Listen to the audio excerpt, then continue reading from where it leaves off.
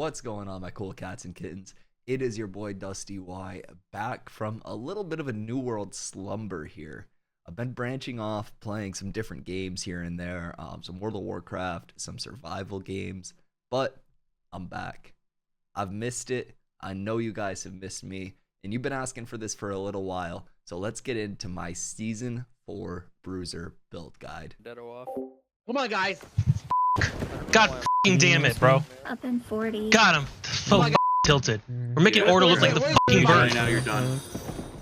God fucking damn it. Oh my god. Point. I just broke my fucking hand. Ah, Now, similar to last build guide, we're going to look at the armor as 3 sets of 5 perks here. The first set that we're going to be looking at is going to be the wards. Same thing as last patch, we're going to be heavily relying on Grit Ward here, with 4 Grit Ward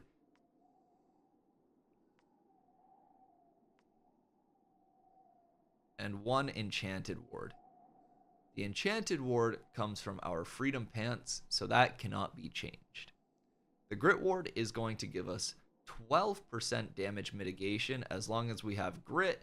Stacking that with our 12% from our ability trees mentioned earlier, we're going to be looking at 24% damage mitigation while we have Grit just from left clicking with either weapon out. For our second set of perks, I'm a big conditioning enjoyer.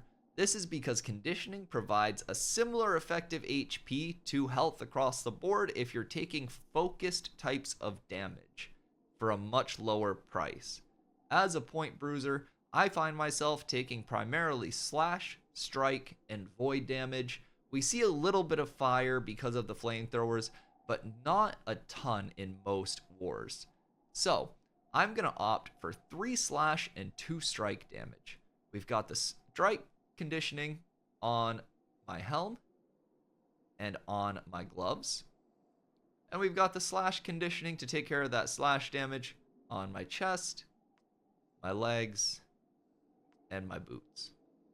Finally, to round it all out with our third set of perks, this is where you can get into another set of tanky perks, your skill modifiers, or even a utility set of perks.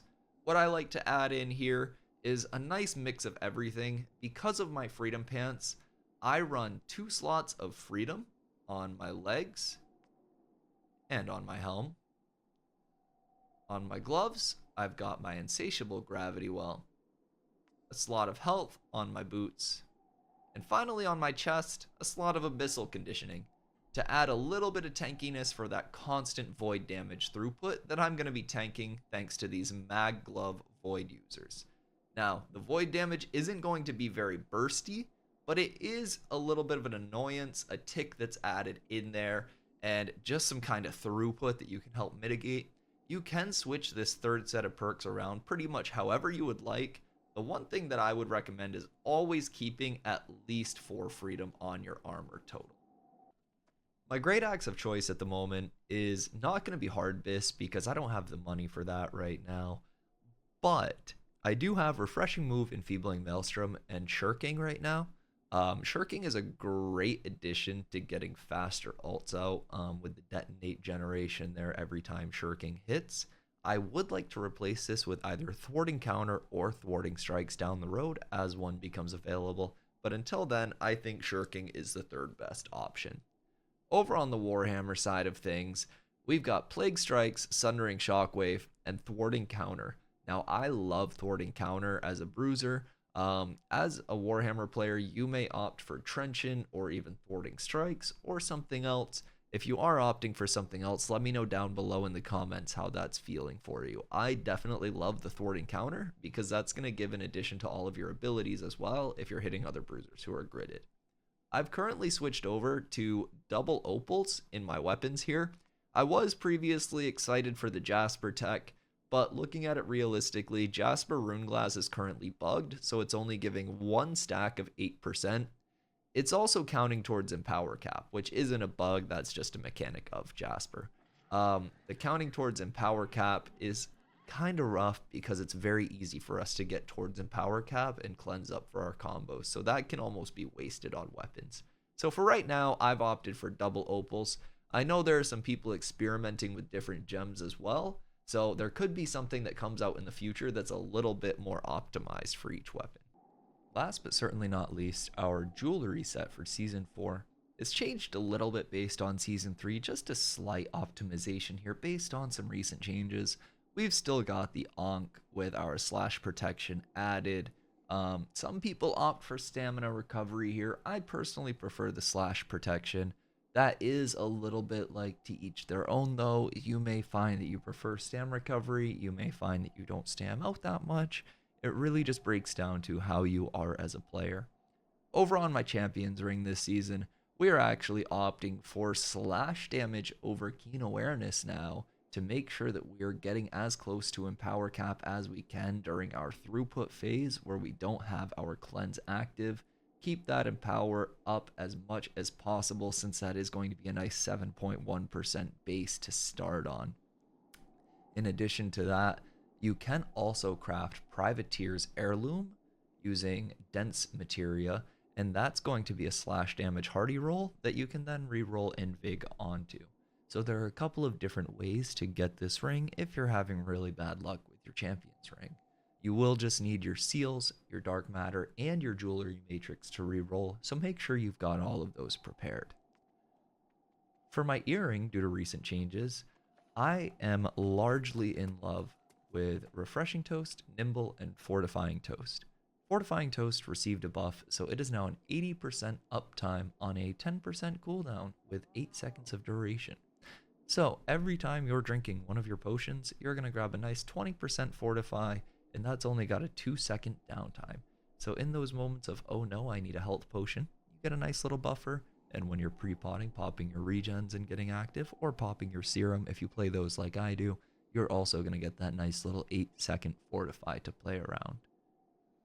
Over on the resist side of the tree, we're going to be looking at a pretty traditional split here of 25% slash and 10 everything the heck else.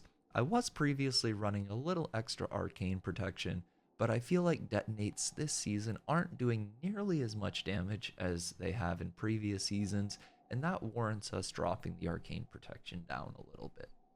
Now, I have made a couple of changes since last season, just based on some meta shifts and some tweaks that I found to be beneficial for my own playstyle. This current tree is my default tree. For any role, really, it's a one size fits most.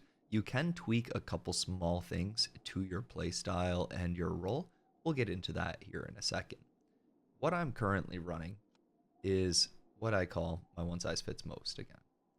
We're going to start on the left side here under your Reaper tree with Greed to get you 3 stacks of 5% empower on light attacks, Death's Embrace, 10% armor pen when you're hitting something below 50% health, critical gains, when you crit with a great axe you heal yourself for 10% of the damage done, Keen Edge increases your crit damage done by 10%, critical condition, great axe attacks against people below 30% health have a 15% increased crit chance, and Feed. Great axe attacks against people below 30% health heal you for 10% of the damage done. We grab Charge for our mobility. No runes into Charge because these are just going to augment the damage of it. Nothing really beneficial for us there. Over on the Mauler side of the tree, this is where a lot of the magic is facilitated for this build. We're going to start out by grabbing Mauler's Resolve, which is basically going to be a baby stamina recovery.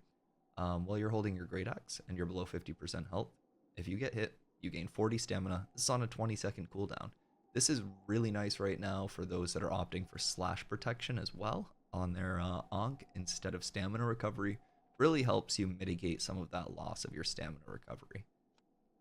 For our next passive, we'll grab Enduring Strike. Adds Grit to Great Axe heavy attacks. Also grants 12% damage reduction while Grit is active. We're already going to have Grit because of our Constitution, but this is going to give us a nice 12% damage reduction that's flat. This isn't an armor increase, this is just a flat damage reduction while your Grit is active, so while you're left clicking while you're using those abilities. We'll grab the bottom 2 passives of Crowded Protection for 20% armor and 10% damage while there are 3 or more enemies within 4 meters. We'll take all of the runes in Maelstrom, all of our runes in Gravity Well, and we'll take Mauler's Fury, giving us a 3% damage buff for a max of 10 stacks for 3 seconds anytime we hit somebody with a great axe attack.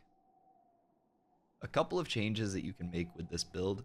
If you're playing point, or you notice that you're just hitting a lot of people who are blocking with a shield, you can take Frustration over Feed.